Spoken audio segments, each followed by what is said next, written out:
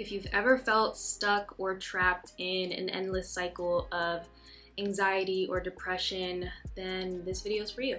Hey guys, what's up? Welcome back. Today we're going to be talking all about how to essentially heal through any sort of chronic mental health condition with no medications. I'm going to share a little bit of my story with you. I can't share every single last detail in depth or else we will be here forever. It will, however, be a very chatty video, so definitely grab a snack, grab your face mask, grab a friend, and let's just sit down and talk type of vibe.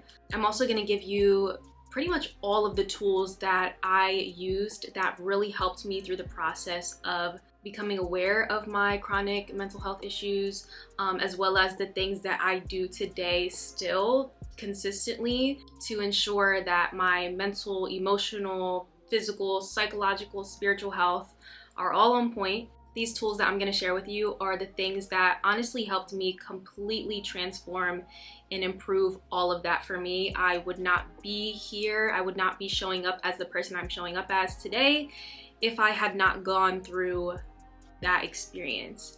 And again, I did this with no medication, and that's no shade towards anybody that does choose that route. I'm just someone that resonates with more spiritual and holistic approaches when it comes to things. And I can't be naive to the fact that there are a lot of long-term negative effects when it comes to really any pharmaceutical, because their objective is not to cure you. It is to basically put a band-aid on the wound or whatever ailment that you are dealing with so that you can come back and that they can make, if you know what I'm saying. That's a whole nother topic for a whole nother video. But yeah, this is going to be a more holistic approach towards mental health and dealing with that. I also want to put a trigger warning front and center in the beginning of this video, because we will obviously be talking a lot about mental health. So if that's a touchy subject for you right now, or if you're even dealing with any sort of super severe or extreme case, I highly, highly, highly encourage you and recommend you to talk to a health professional, because I am not that. I am simply just someone who had their own experience with it, and I've lived to tell the tale. And I'm just here to offer my knowledge and guidance and awareness to you guys. So with all that being said, let's get into it. So in this video, I'm really going to be focusing on talking about depression and anxiety, but I do want to make it known that it is prevalent in our society to see and witness and experience a wide spectrum of all types of different mental health issues and even combinations of some. And I just want to put this message out there that we have to start doing better as a society to create more mental health awareness systems and solutions and protocols and tools and techniques to just be put out there, in our communities, especially in communities that have demographics that we know are sort of more exposed to mental health issues or are more prone to mental health issues, experiencing them, witnessing them, all of that, etc. But in order to see the change, we have to be the change. So I want to make that message very clear as well. Okay, so let's talk about some of the factors and causes of why someone would be struggling with their mental health. This can honestly happen as early as really young in childhood, or it could affect people more later on in life. It really is based on individual experience, but one of the major factors is obviously trauma. And I think a lot of people have this misconception that trauma or traumatic events are these moments that occur that are far and few in between, that are, really chaotic and catastrophic and are shocks to the nervous system and are just complete earth-shattering events. While that is very true, trauma can also show up in the way that it's a series of events that are experienced. Could be on a day-to-day basis, could be on a weekly basis, a monthly basis, because the reality is anything that is perceived as a threat to our nervous system, our mind, our body, our subconscious can be sort of categorized as a trauma. One experience is not going to be more important or put on a pedestal compared to another experience. It's really based on an individual's subjective experience within that moment. Which also leads me into my next factor, epigenetics. So we obviously know that through our DNA, our genes, things can be passed down from generation to generation. So you could assume that if one of your parents or both of your parents had any sort of mental health issue, then you probably will have to deal with it at some point.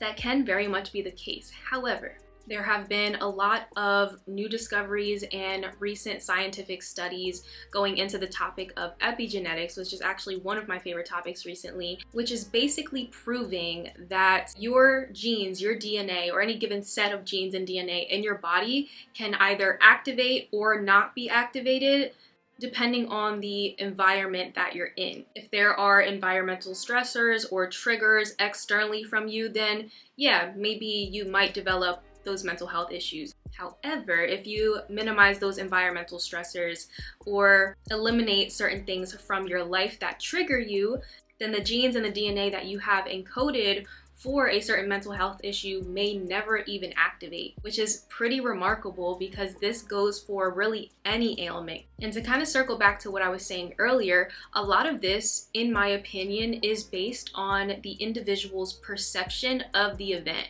So essentially, you as a human being with free will have the power to manage your environmental stressors and triggers when they do come up and practice the tools that we're going to talk about later so that these traumatic events aren't so much of an attack or a threat to your mind and body.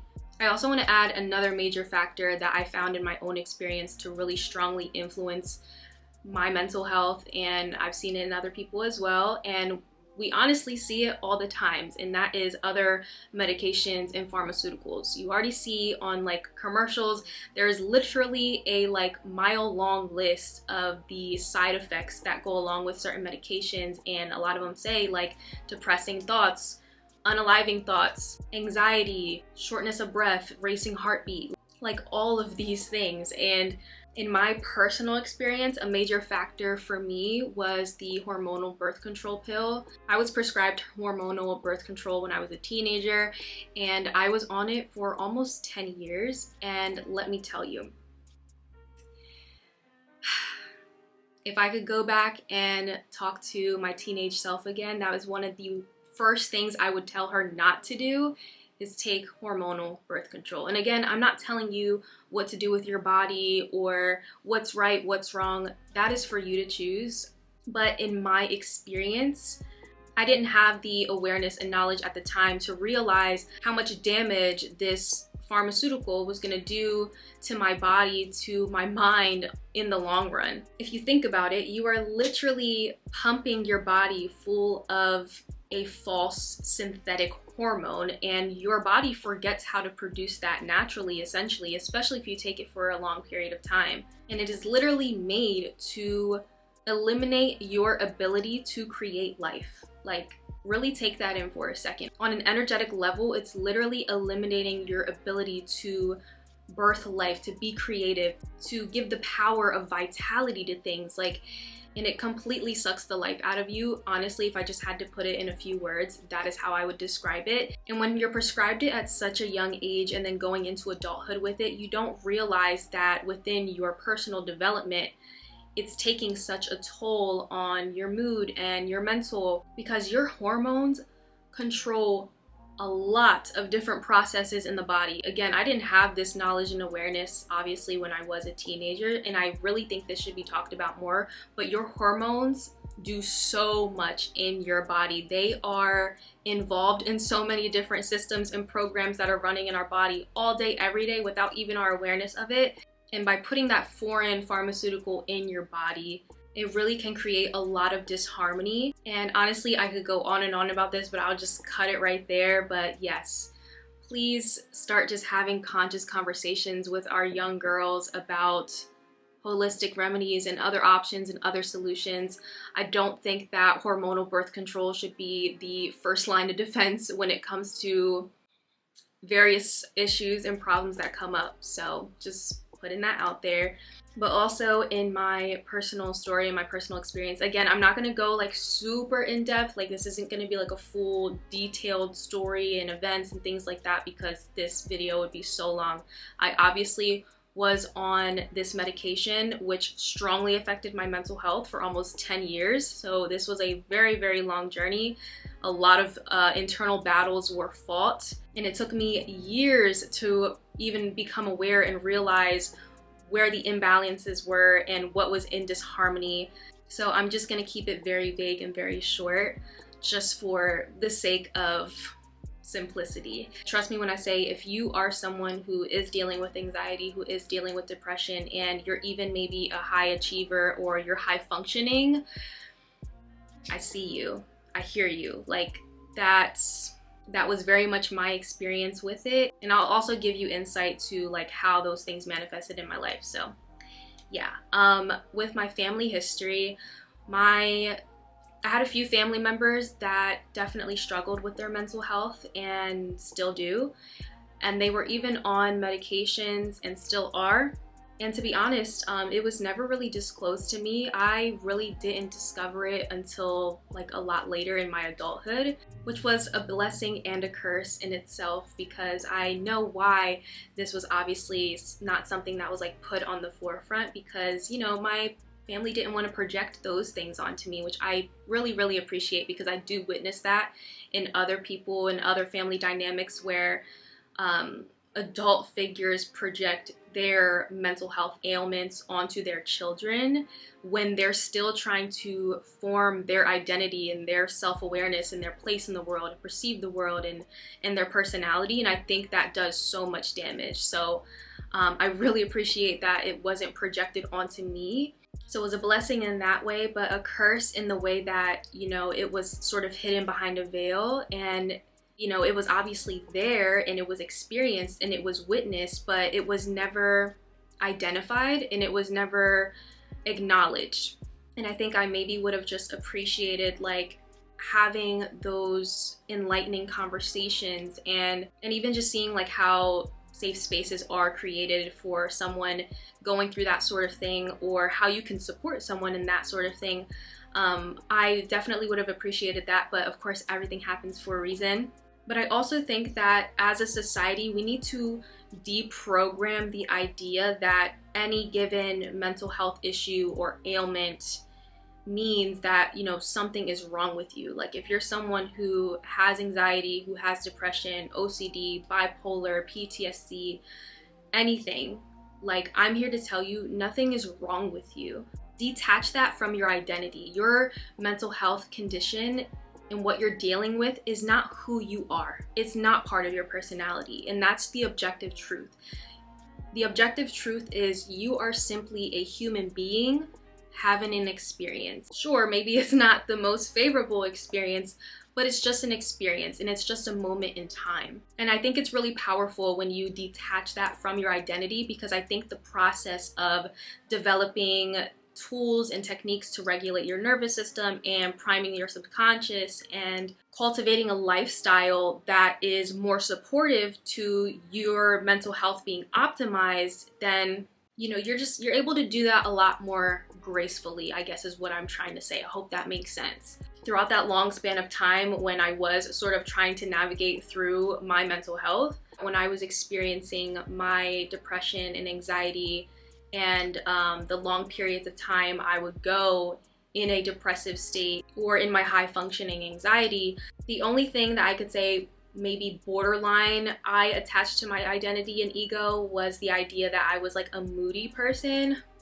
Tell me you're a Pisces moon without telling me you're a Pisces moon, because, you know, that was just something that I feel like was thrown out, you know, like, oh, she's on her cycle, like she's moody right now, you know what I mean? And then aside from that, I think that my experience with my mental health was really just rooted in the programs and limiting beliefs that were created as a result of my early childhood experiences that, to be honest, I just didn't have the tools or the techniques to regulate my nervous system through, or to prime my subconscious through, because I was so young. And I think that this is the case for a lot of people, right? Like if you're a certain age and you are still like developing your personality, you don't even have much of a sense of awareness yet, you know, usually between the ages of like 1 to 7, you're still discovering so much about the outside world and yourself, and you're sort of in that dream state. You're in the slower brainwave state still, theta and alpha, before you get to the beta brainwave state when you're an adult. And really, you're just like taking in everything from your environment like a sponge, and it's much more of an emotional experience rather than a logical experience. So really, everything is a blueprint moment. That's really the only way I can think of this. It's like a blueprint moment for how you will eventually navigate the world.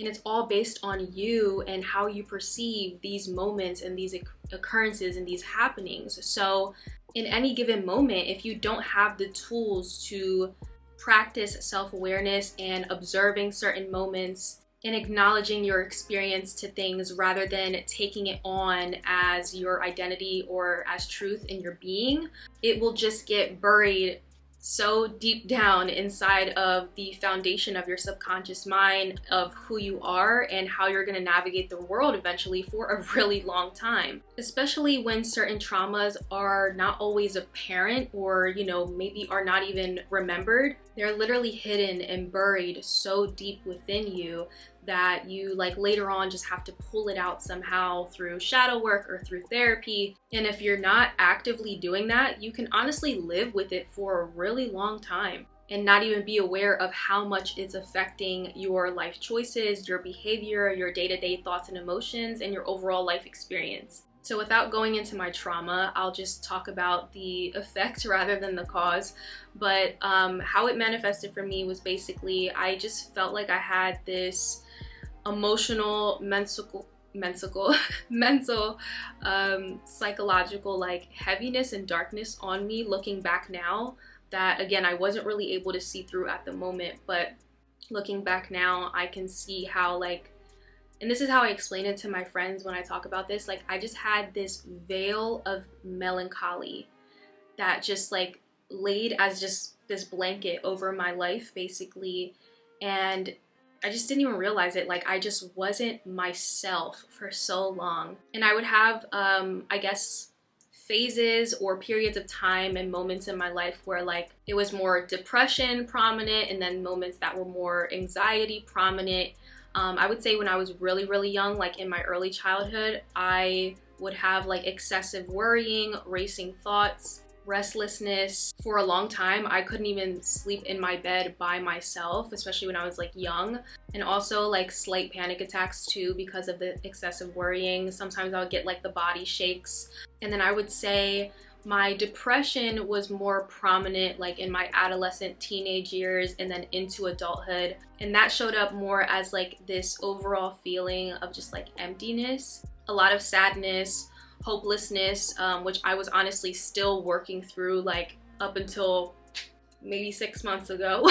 Not to like make a joke out of it, but just like real shit, I would also feel really like low energy and unmotivated for like really long periods of time. And another major thing for me was like a lack of interest or loss of interest in things that like I either really wanted to do or I found to be fun. I guess because of not being motivated and not having the energy, I just didn't even want to do them. And then when I know I've hit rock bottom, like bottom of the barrel, like babe, you can only go up from here, I just don't eat. And then I'll lose like 10 pounds within a week or two, like that. And I'm already a tiny person, so you can only imagine. But yeah, that's how those sort of manifested and showed up in my life. And as I really like settled into that, especially in like my early 20s, like I would say when I was like 20, 21, 22, it became, what's the word I'm looking for? Like, I guess I was just searching for so much depth and meaning in life, because that was something that was always on my mind. Like even as a kid, like single digits, I would legit lay in bed and think like, what is God? What created us? Where did we come from? Where are we going from here? Like, all of those like vast in the void type questions in oblivion that might have been part of the racing thoughts. And I would literally like try to just block it out and ignore it because it would work me up a little bit.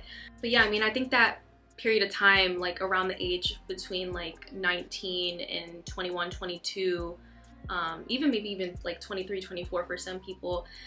It's that weird phase where like you either are leaving high school or you're leaving college and you're trying to integrate into society and like find your place in the world and like what your life is now going to look like after being told what to do for so long and being told what direction to go, and having to listen to authority, and then now you're having to be like your own authority and figure things out on your own with not the best foundation, because let's be real, the school system don't teach you shit.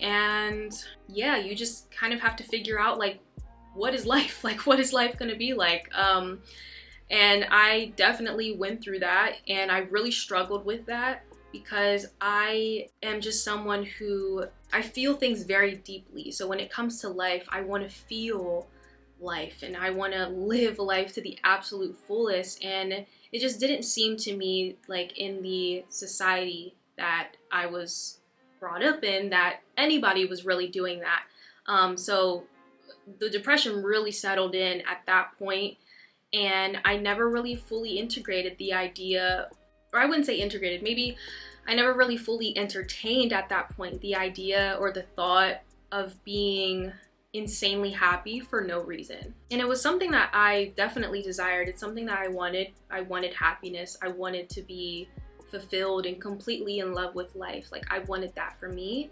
And I know I felt it and I experienced it because in my childhood, aside from the moments of anxiety, like, I had a really happy childhood and I had really great moments and really amazing memories.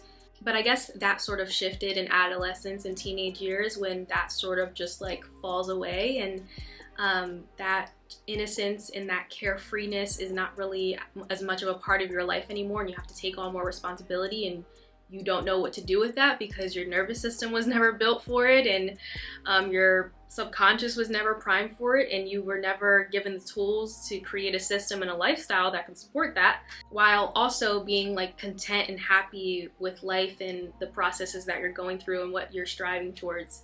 So I think at that point I was just searching and seeking that meaning and that depth and those feelings that I was looking for, and I just completely wasn't fulfilled. Which of course now, after having learned life lessons, like, I know that we are the ones that give meaning to life. It's not something that you just find one day or you come across, and or this like big thing happens and then you're just like, wow, yay. Like, no, babe. Happiness and fulfillment is not something you find. It's not something that just happens to you one day. It's something that you have to intentionally create. And I understood that concept. Like, I observed it, I witnessed it. I saw it in the people that I really looked up to. Like, for example, Leo Alexandra here on YouTube, huge inspiration for me. And honestly, if it wasn't for her in her videos, I don't know that I would be here showing up this way and doing this, because she got me through a lot. She was that spark of light at times where I was completely in the dark, and she gave me hope. And, you know, I saw that it was possible for someone, despite any traumas or trials and tribulations that they were going through or that they went through, they could still be completely in love with life. And that veil of melancholy for me was really an obstacle towards that. And, you know, of course, at times I could see through it and see like really beautiful things and have really beautiful, amazing moments and soak up those lovely experiences. But then other times it was just like a straight obstacle that was in the way of me creating that for myself. And again, I think a lot of that was due to having like such a lack of energy and lack of motivation, and not having like the tools and the techniques and the resources and the knowledge and the awareness to have my like aha moments and epiphanies and like insights that really helped pull me out. But I will say, having gone through the experience I had gone through, I now see that it had such a divine purpose, and if I didn't experience that, I wouldn't be the person I am today, showing up the way I am. And I'm able to understand the depth and the complexities of what others may deal with and what dealing with certain mental health issues come with, and I can relate to other people in that way and now be that beacon of light for other people that people were for me, you know? Like, that's just the beautiful thing about it, is these things happen in our life and they're not happening to us, they're always happening for us. And I know sometimes you don't want to hear stuff like that. I know it sounds cliche, I know it sounds woo-woo, but it's so true. I even had a dream last night that really displayed how, like, everything you're experiencing right now in this moment is actually the best thing that could ever possibly happen to you. It was actually a really scary dream. I actually started a vlog today, so maybe you guys might see it in the vlog, but yeah, anyways. Just know you're watching this video right now, and by the end of it, you're gonna have the awareness and you're gonna have the knowledge and the tools and the techniques to be able to get through whatever you're going through. And let's also acknowledge that even through having awareness, you're still probably gonna experience setbacks. You still may have moments of complete distress, and you might be in your deep dark holes again, or you might have a panic attack, or any of these given things. But you just have to get up and keep going. Regardless, progress is still being made. One step back does not cancel out your 3 steps forward, okay? So through all the mental chatter and all the things that you deal with, just keep going, trust me. Like, you're gonna look back at yourself one day and really thank yourself for never giving up and never submitting and becoming victim to the shadows of your mind and the shadow aspects of yourself. When you keep going, when you just keep being resilient and persistent, and you move forward with courage and bravery, the universe will reward that eventually, okay? One day you're just gonna feel those shifts start to happen, and they sort of happen little bit by little bit, and then you'll start getting large amounts of what you're really desiring, and the thoughts and feelings and emotions that you really want to experience. That's what happened to me. Like, once I really started to consistently implement the tools I'm about to give you, I would get like these little moments and these whispers of just being completely fulfilled with happiness and love and gratitude, to the point where, like, I would tear up. Like, sounds kind of corny, but like, I would almost cry from just being so happy and grateful and in love with life. And if you would have told me that, like, even a year ago, I don't know that I would have ever believed you, like, because I was just so, I was in really deep dark holes of depression and hopelessness that I really didn't even know how to dig myself out of. But all it takes is making a few small steps towards the person that you want to be every single day.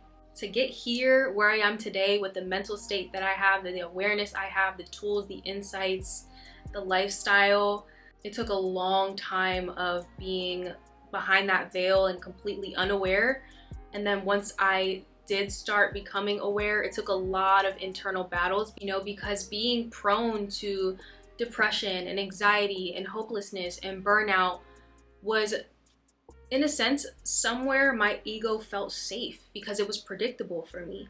And that is, I think, a really huge major key when it comes to, you know, dealing with mental health and understanding really what you're dealing with. Like, our mind and our body and our nervous systems were built to feel safe in predictability.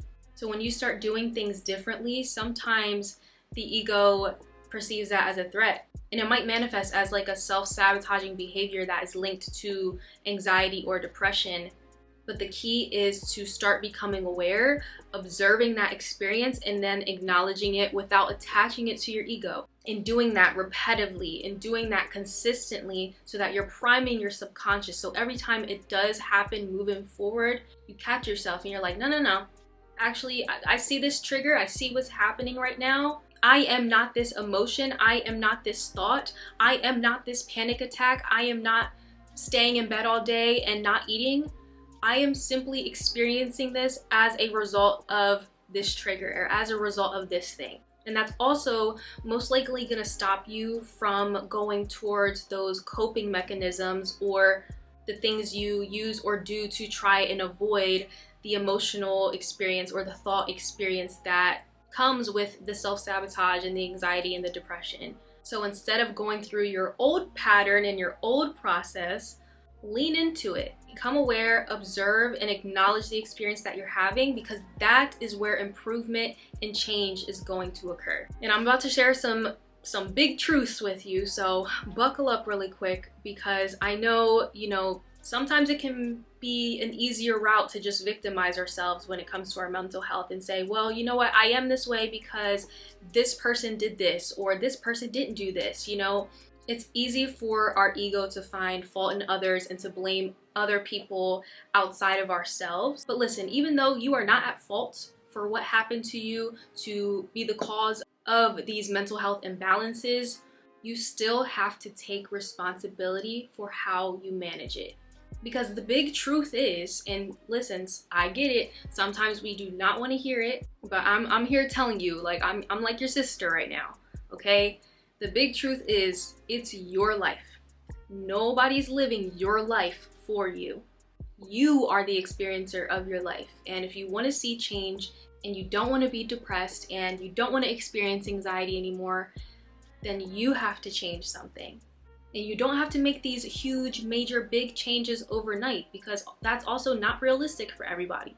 But you do have to take those small steps to show up as the person, as the version of yourself that you desire, that is living the life that you want to experience, and that is being blocked because of your mental health. It is not impossible, okay? I am a living testament to it. Literally, you guys, almost 10 years I was behind this veil and I dealt with the ups and downs and the waves that come with mental health issues. But take your power back, okay? This does not define you. Transmute that energy, like transmute that shit. Transmute the stories that you're telling yourself, the belief systems, because you know what? Anything that you may have experienced or may have happened to you, that made you who you are. And you gotta love yourself because you're fucking awesome. You're awesome, you're lovable, you're worthy, like all of it, okay? You are an infinite human being. Literal fucking stars had to explode for you to be here. You could have been anywhere else in the universe, but you're here, right now, living this experience. And if you're living this right now and you have a certain dream and you have certain aspirations for yourself and you want to be a certain way, you're already living that life. You may not be able to feel it right now or perceive it. It might feel like a very distant dream, but trust me when I say, okay? Look, the dream I had last night felt like a freaking ayahuasca trip. So I feel like this just needs to be said because I just had these huge epiphanies and realizations. But like, you have to love everything that comes with you and your life, because you are enough, you have enough. Like if you look around you right now, I'm sure there are things in your room or in your vicinity or on your person or in your being that you once wished for, and you're living it right now.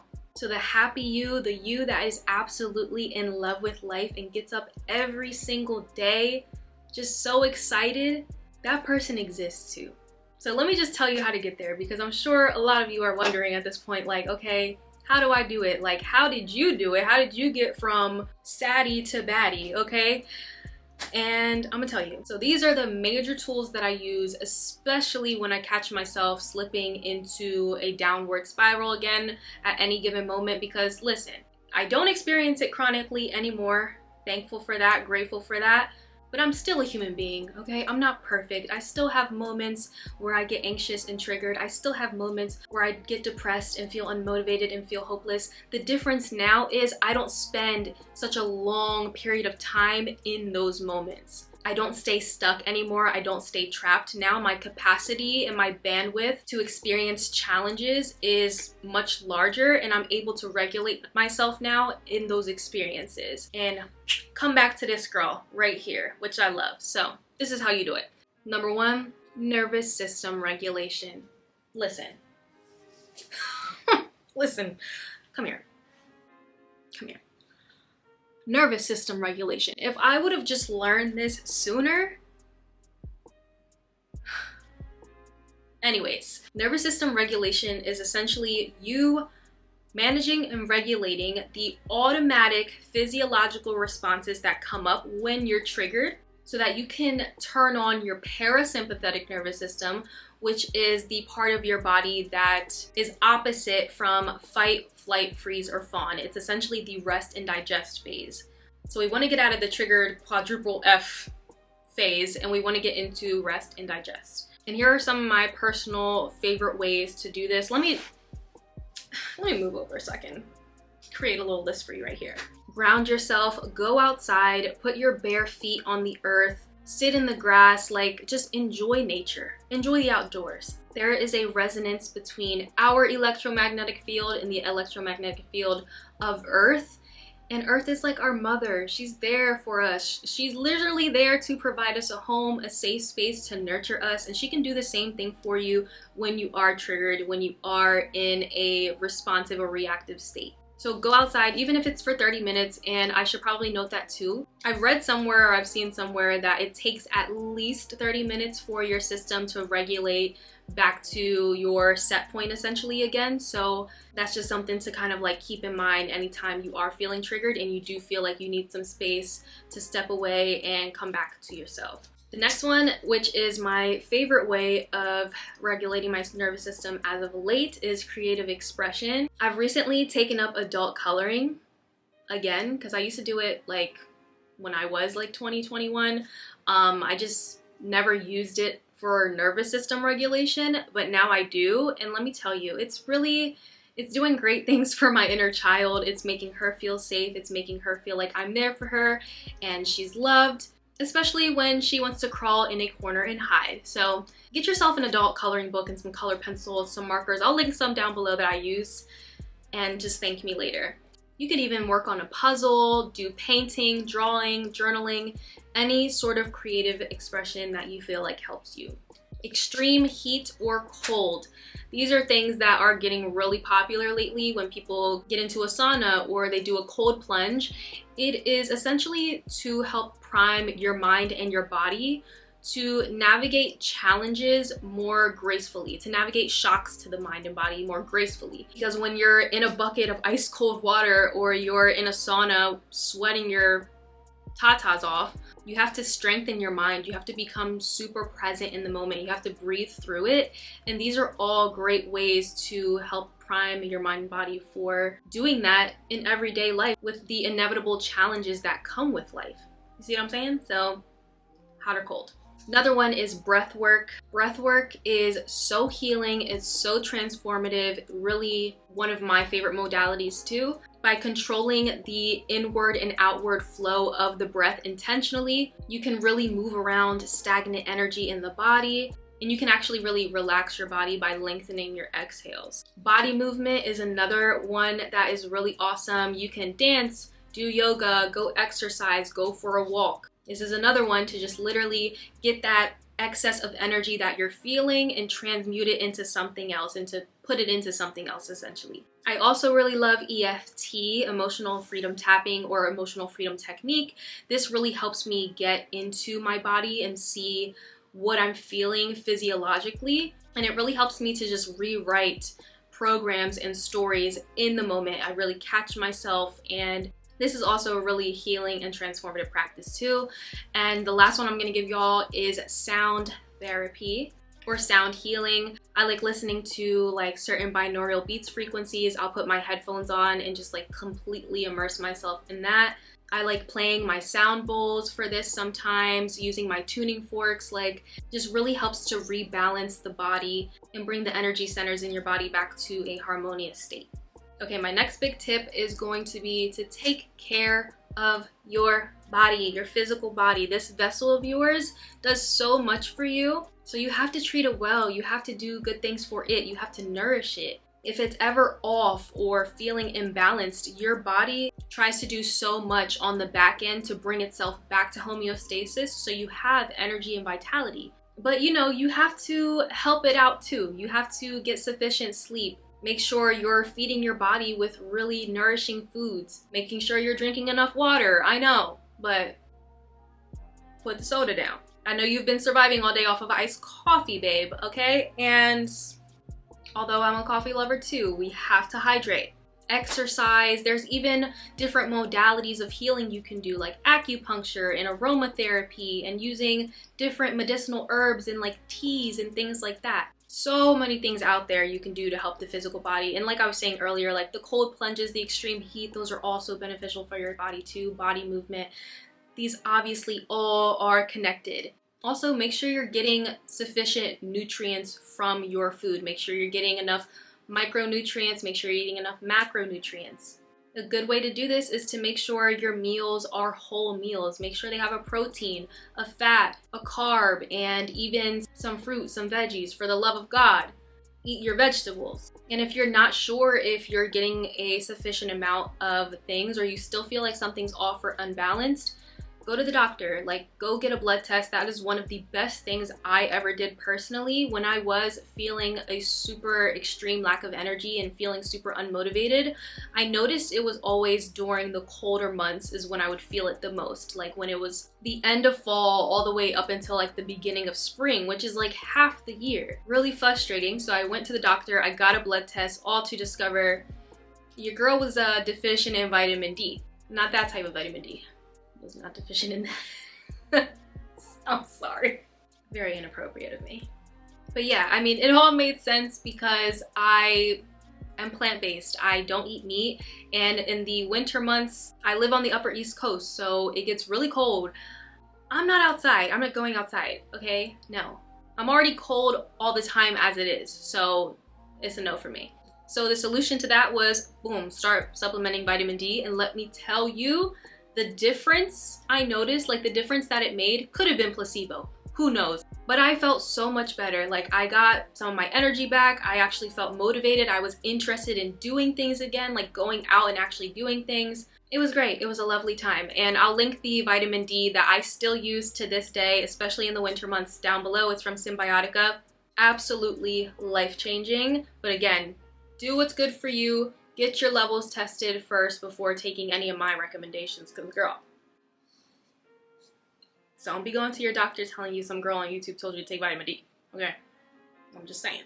And also, I want to add in here too, like, just overall consumption, okay? Because the things you consume are not just your food. Consumption can come in the form of the TV shows you watch, the movies you watch, the music that you listen to, the people that you follow on Instagram and TikTok and that you see on your feed. These are all things that you're taking in and consuming on a daily basis. And if these things are not making you feel good or promoting positive thoughts, feelings, and emotions and beliefs, I'm not even going to tell you what to do because you already know what to do.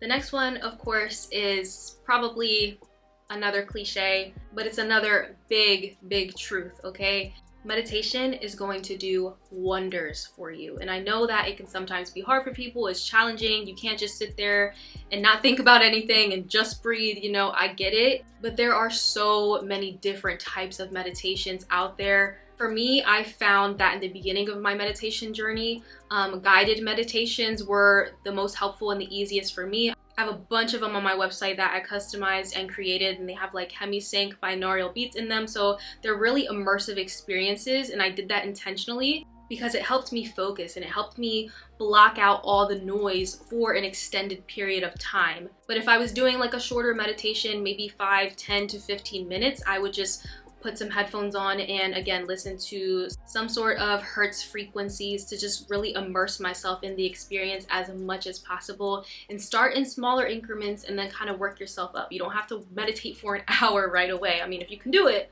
cool, but like I said, small changes. But meditation is super helpful because the idea with it is to be mindful and put yourself in the present moment, you know, focus on grounding yourself in that moment, on your body, your breath, turning off the thoughts and the noise. Because when it comes to things like anxiety and depression, for example, depression is a fixation and focus of energy on things from your past that are causing feelings of sadness and hopelessness and things like that. And then anxiety is a fixation or a focus of energy on possible futures that haven't even happened yet and are causing the excessive worrying and the panic attacks and those sort of things. So by practicing awareness and putting yourself in the present moment and just observing your thoughts and thinking them as clouds that are simply just passing by, rather than taking it on and it triggering an emotion for you. Just consider it a thought that just exists, and it's not yours. Again, you don't have to attach your identity to it. It's simply just occurring. It's just existing. It's just happening. And when you start meditating consistently, it really is so powerful in reducing your levels of stress and cortisol in the body. And it overall just promotes like emotional well-being. It's literally been proven by science multiple times. There's a lot of studies out there, especially done by Dr. Joe Dispenza, where he shows how when people consistently meditate or do certain types of meditations for certain amounts of time, they can rewire and fire new neural pathways in their mind and rewrite programs and behaviors in the body, and even, again, like activate and deactivate certain parts of their DNA. Like, people literally use meditation to heal themselves of physical ailments. So using it for a mental ailment, I would imagine, is much easier because it's not technically materialized in any, or physicalized, is that a word? In any part of the body, you know, it hasn't become stagnant there yet. So if you can catch it in the mind first, you're winning. And speaking of rewiring and firing the brain pathways, hypnosis is another one that I use really consistently. And some people might ask, like, okay, how is hypnosis different from meditation? I consider hypnosis to be like a deeper state of meditation, or a deeper state compared to meditation, because your brain waves are slowing down even more, because you're even more relaxed, you're even more in a restful state. And when your brain waves slow down like that, and the more relaxed you become, you have more access to your subconscious. And that is where you can really rewrite programs and rewire and fire new pathways and behaviors and emotions and thoughts permanently. There are only certain windows of time in our life where we really have access to the subconscious mind. And again, that's usually between the ages of like 1 to 7. And then outside of that, to really ingrain something into our subconscious, we either have to do it by repetition and consistency, like learning a new habit, or you have to intentionally put yourself in the hypnagogic and hypnopompic states of mind. Again, when your brain waves are slowing down, you're falling into a really deep relaxed state, or you're just coming out of a really deep relaxed state. Prime windows of time to change your mind, change your life, okay? This next one, I was debating on putting this here. I'm not gonna lie, because controversial? I don't know. But it is something that I used. It's something that happened. It's something that was experienced. And for me, that was shroomies. Yeah. Really hope my mom doesn't watch this. Again, there's only a few opportunities there where we have direct access to our subconscious mind. However, through my extensive research and studying, I also found that certain psychedelics also help you get into those states of consciousness and rewire those states of mind. It's not like my go-to. It's not something that I do reoccurringly. It's not an addictive substance, and I'm also not promoting it. Just want to put that out there. I'm just letting you know what I used. And I did this in the form of microdosing at a time of like really deep mental and emotional distress in my life. Really because I found it to be really hard to pull myself out of those deeper, darker states that I was in, and to like show up for myself and be consistent with these other tools and techniques that I'm giving you. Again, this was like a tool that I turned to when I was like bottom of the barrel. But the golden teacher pulled me up real quick, and it really only took a few microdoses for me to notice like permanent lasting changes, which I think is really cool. And there's still a lot of like new studies and new research around this topic. So again, that's why I don't really want to put it out there of like something that you should do your own research, obviously, of course, but it is something that severely helped me. And if at any point I ever feel like I want to have a day where I'm doing shadow work, or if I intentionally want to promote neuroplasticity of the mind, or I just want to enjoy myself and enhance an experience, then the shrooms are, yeah, they're good for that. All right, moving on. Gratitude is the next one. This is another one that I know for myself. Anytime I was like expressing my thoughts and emotions to somebody when I was dealing with something, and you know, one of the first things that they would tell me was like, man, you have so much to be grateful for, you have so much to be happy about, like, look, you have this, you have that. It would always sort of piss me off. Like, I'm not even gonna lie, that's just me being real.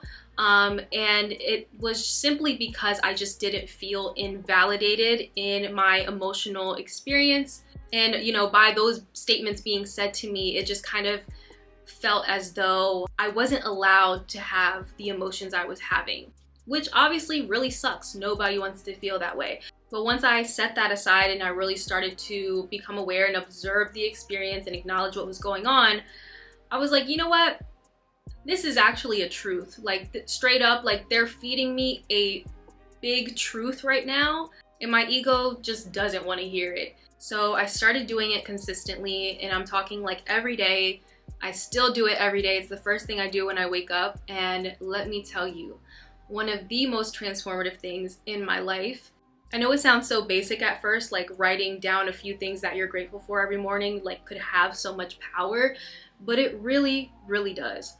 Because what it does is it helps you recognize, again, the things that you do have in your life, the parts of yourself that you do really love, and all of these other things. And it really just helps to shift your mindset and perspective from lack of, you know, oh, I hate being this way, or I'm not enough, or this isn't enough, or my life's not a certain way and I don't like it, to abundance of like, you know what? I already actually have a lot in my life, and I am enough, I'm awesome, and life's actually pretty good.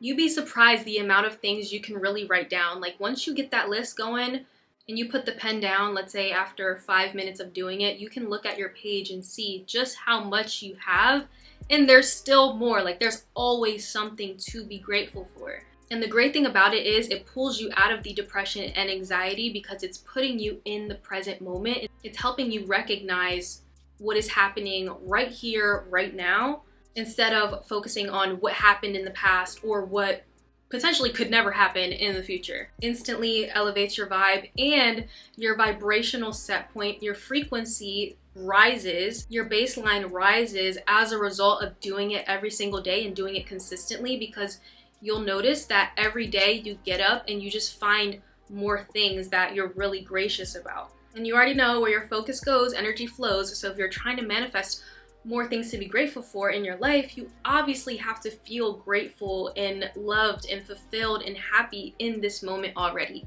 The last one I'm going to give you is affirmations. And I don't mean affirmations in the way that you're like looking at yourself in the mirror and you're like, I am happy, I am fulfilled, I am great. No. Although that can be effective, I have found in a lot of cases, in most cases, there can be a lot of resistance between doing affirmations that way, and it's because your subconscious or your unconscious straight up doesn't believe you. Again, if you really want to prime your subconscious, if you really want to make a lasting change, you have to do it in those windows of time that are really going to be effective for you. Because other than that, you're going to have to repeat those affirmations, like, let's say 100 times, or just like at reoccurring points throughout the day. You can do it that way too, but you're just going to have to do it more often for it to really make that permanent lasting change. But regardless, affirmations are effective either way. I like using them as like subliminals too. So I'll make my iPhone background an affirmation, or I'll put up post-it notes around my house, on my bathroom mirror, things like that, as a form of auto suggestion. So I repeatedly read it and see it. And again, that's where that repetition comes in.